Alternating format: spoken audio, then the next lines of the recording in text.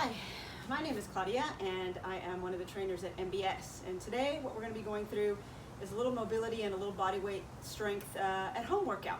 So what we're going to start with is a couple of mobility exercises to kind of get your joints loosened up a little bit, get your core activated. We'll do a couple sets of that, and then we will work into some strength moves. We'll be doing 2 sets of everything, and I will show some modifications if need be, if you have knee or low back issues or something that might change the way you're going to be doing some of the exercises. So follow along, enjoy, stop at any time. Hopefully you've been exercising a little bit already. If anything causes a rapid heart rate, or you feel sick to your stomach or anything else, it might be too intense for you. The intent of the workout is for it to be a beginner to moderate intensity workout. You can certainly make it a little harder by creating a little bit more intensity with the exercises that we do. So let's get started. First thing we're going to do is a great spine opener. That's called a cat and a cow. It's a typical yoga move. So we're going to get on our knees and our hands. In this position, we want the hands directly under the shoulders, and we want the knees directly under the hips, and we're going to round that back, tuck that butt under, and then we're going to look to the sky and arch the back. We're going to do 10 of these. So this is 2, 3, make sure you're breathing, getting good movement in the pelvis and the back. 4, 5, 6, 7, 8, 9, and 10. Very good. That should feel good. It should feel like a nice stretch. The next one we're going to go right into is called a pass through or a needle through. We'll maintain that 4-point position, and then we're going to drive the arm underneath and kind of needle through the arm and the torso, letting the shoulder and the head hit the ground. So it'll look like this. We're going to stay in our 4-point position. We're going to drive underneath, and we're going to allow that head and shoulder to hit the ground. This elbow gets out of the way. We get a nice rotation through the upper back. We'll do the other side. We're trying to keep the hips nice and still. We don't want to shift back too far when we do this. Good, that's 4. We'll go to 8, 5, 6, 7, and 8. Again, the point is to get some opening of that T-spine or that upper back. So don't go real quick through these. You could also pause a little bit longer, hold for 3 to 5 seconds, take a couple of nice belly breaths to kind of let that rib cage expand, let the spine kind of open up a little bit.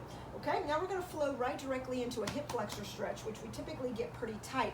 I see a lot of people in the gym with a forward rotated pelvis and kind of this natural position like this with tight hip flexors, which actually attach from the top of the bottom of the rib cage to the top of the pelvis. So they'll be up in this position. So we want to get in this nice tall position. So if we take 1 foot forward, now if you have knee issues and you cannot get in this kneeling position, simply do it from a standing position, and you can drive this leg back and get this opening of this hip without putting any pressure on the knee. Okay, I'm going to do it from the ground though.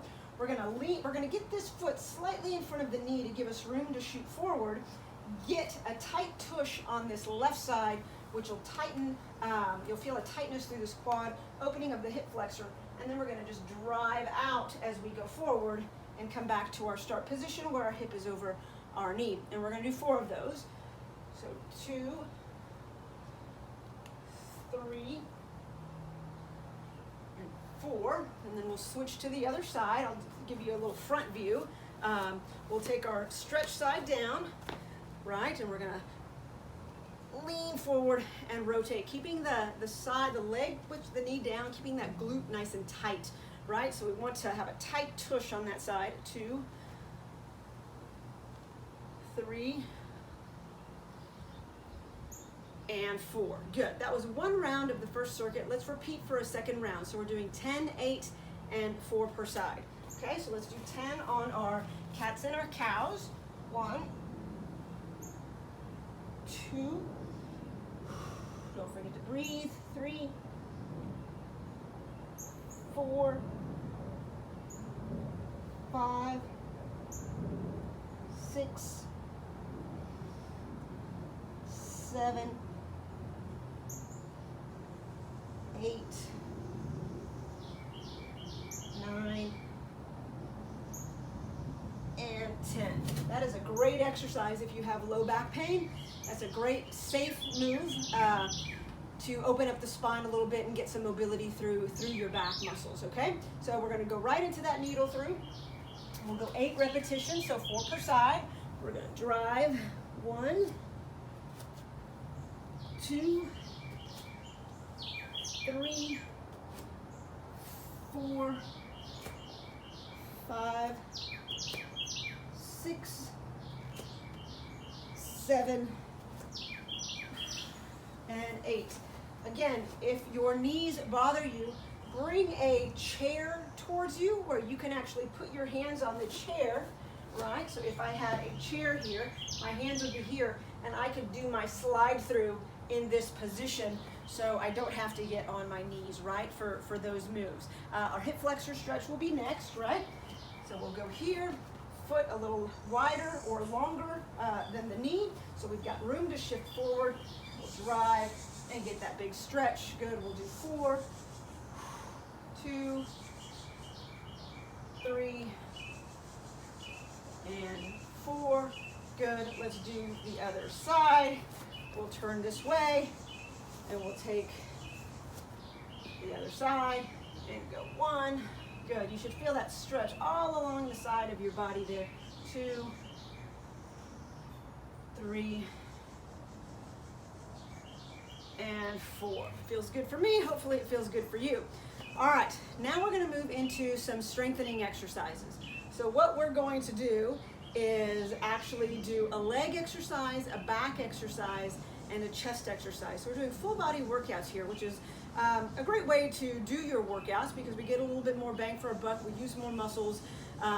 Next day we can do a little bit of walking or some cardio, and the following day we can repeat a full body workout. We can get some great fat burning that way. When we work more muscles, we burn more calories, right? So let's start with our reverse lunge as our first move here.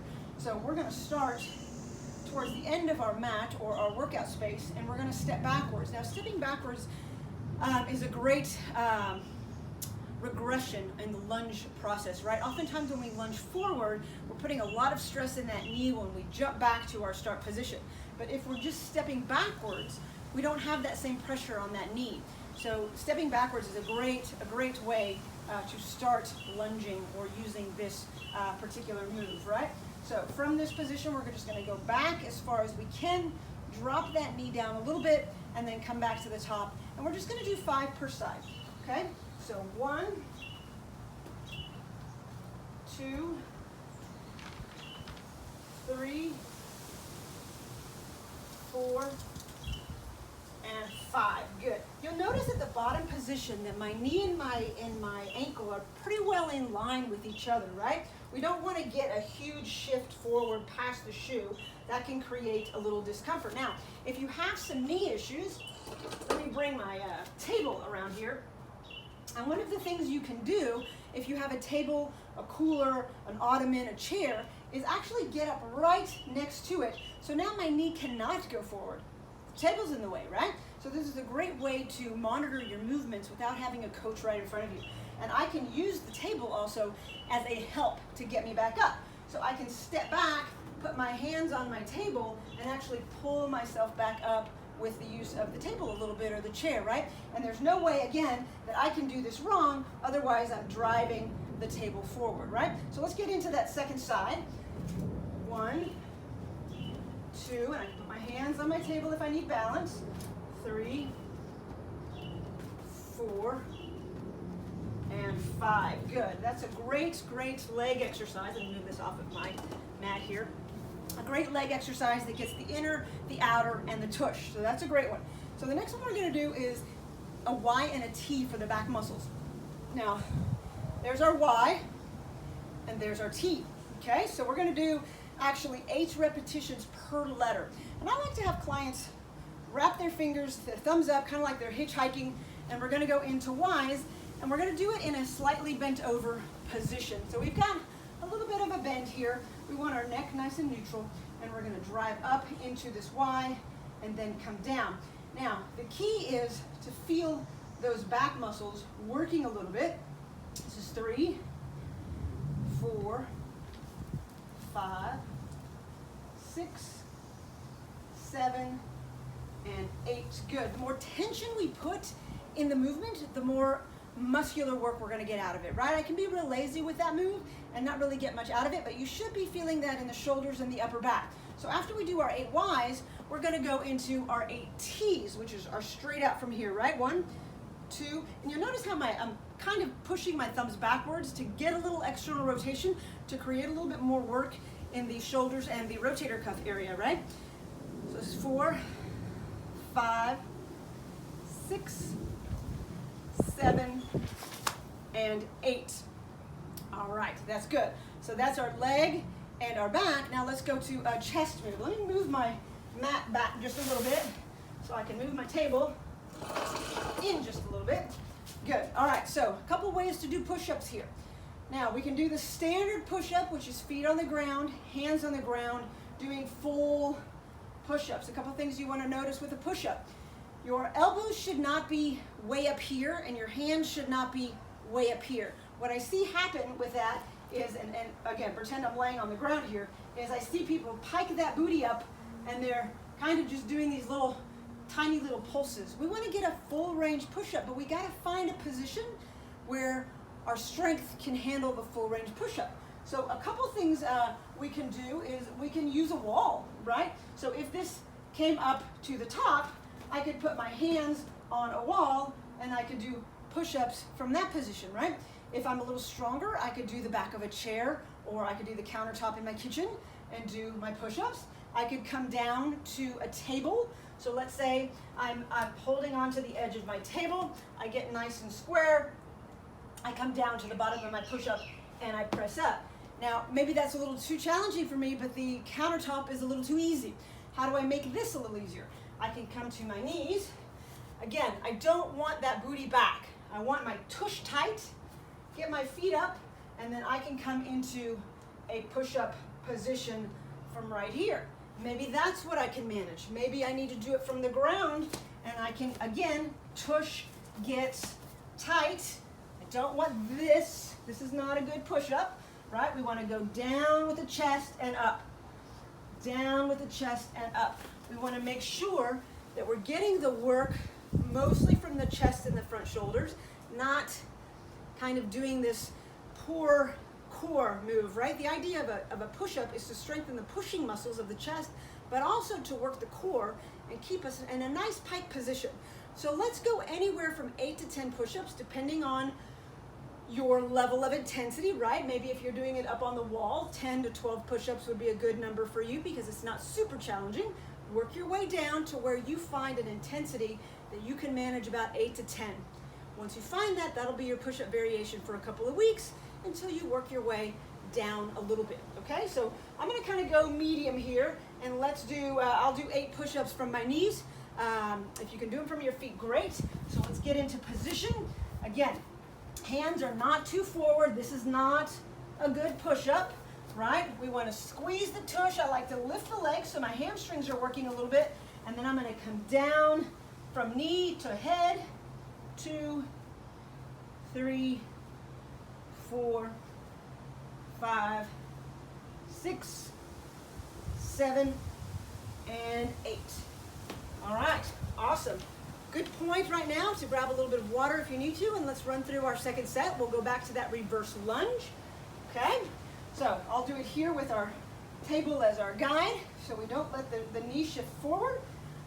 We don't have to keep our torso up in this. You can pitch forward just a little bit on this lunge position, right? We can go forward just a little bit and have a straight line almost from the knee up.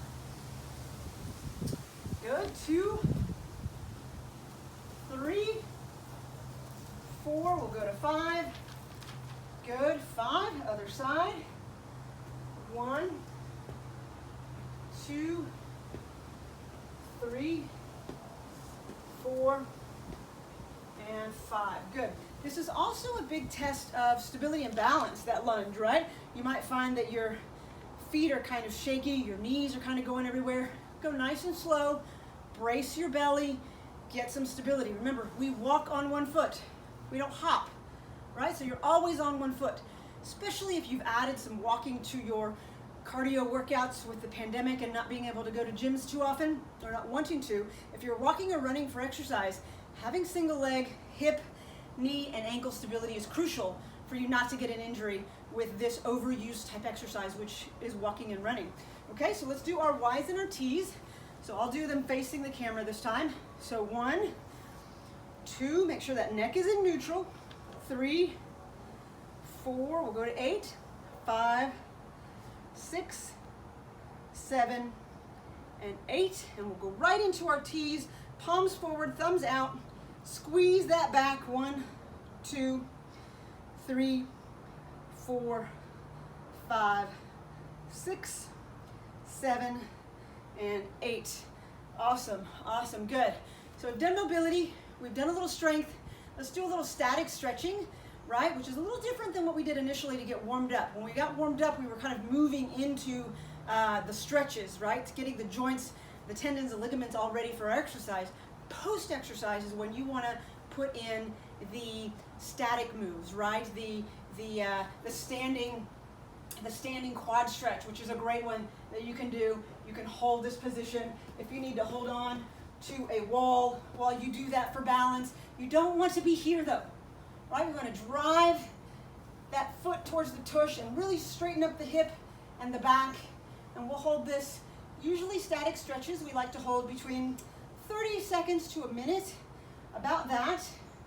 We're just going to kind of breathe through that. We'll hold this for a little bit. This will get our quads, which we use during the lunge exercise, right? And then we'll do the other side. We can turn around. Again, holding something for balance. If you've got a mirror or a reflection in a glass door, you can kind of see if you're in this poor position or if we're in this nice high position here. Okay? Now, if you have knee issues and you can't bend that far, well, you know, I've got my table here. What if I just did that? What if that was enough to feel the stretch through there? Or I could get a little further and drive that foot back a little bit more, and now I'm getting a little bit of a stretch through there. You can tie a towel around your shoe and grab a hold of that. I know some people that will grab just the back of their shoes if they don't have the length in the hamstring to actually grab the ankle here. So there's all sorts of ways we can modify this just a little bit. All right, perfect. For our chest, a great way to stretch the chest, let me move my table out of the way, is to get on the ground, and we're actually going to rotate our arms open. So from this position, I'm going to drive my knees in, I'm going to lay down, and I'm going to take this arm and I'm going to drive it back, keeping my knees down. I can actually hold here if I struggle with that, and come forward and back there. So anywhere from 8 to 10 repetitions. This feels really good. Sometimes I'll just kind of hold this open position for our 30 seconds to a minute hold, just kind of feeling that in my hip, in my upper back, the top hip, up through the chest, upper back working as well. We're getting a lot with this great stretch here. If you want to increase the stretch in your hip, you can take your leg out even more. That puts a little bit more stress in that low back and that hip, and the chest is where I'm feeling that. And then we'll flip to the other side and do the same thing. Again, 30 seconds to a minute. Let me flip around this way so you can see what I'm doing here. Knees are up tight. You can support your head or get a pillow, or you just lay it on the ground. And again, we're just going to open up. We're going to take some belly breaths, and we're just going to try to relax after that little workout we just did. It's great to get moving. Feels good. It increases your endorphins and gets you ready for whatever comes next in your day. Awesome. All right, guys. I broke a sweat. Don't know about you. Of course, I'm outside, and it's probably 70 or more % humidity, but thanks for joining me. You can do these as often as you like. I'd usually recommend strength training workouts 3 to 5 days a week, depending on how you split up your programs. But if you have any questions, concerns, let us know at MBS. Get one of our trainers to put a program together for you at home, or even some virtual training, which we've been doing these days, where we either FaceTime call people or we Zoom. You've got a little equipment at home. We're brilliant trainers, so we can make things up and create a great workout for you with a little guidance, so you know that you're doing things correctly and you're not going to get hurt at home. All right, thanks for joining. We'll see you next time.